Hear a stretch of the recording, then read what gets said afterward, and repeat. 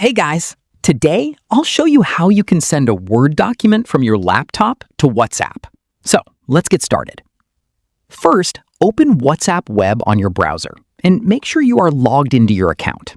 If you're not logged in yet, scan the QR code using the WhatsApp app on your phone. Once you're inside WhatsApp Web, open the chat of the person you want to send the document to. Now, look at the bottom of the chat window and click on the plus or attachment icon. This will open different file sharing options. From these options, click on Document.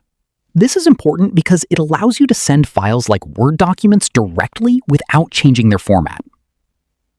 Next, browse through your computer and locate the Word document you want to send. For example, your file might be saved on the desktop, in Downloads, Internals, or inside another folder.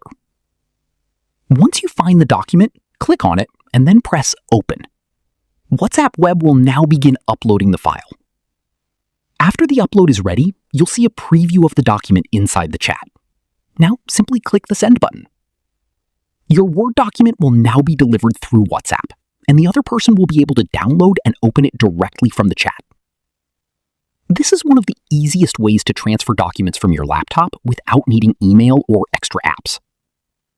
That's it. I'll be back with more in the next video.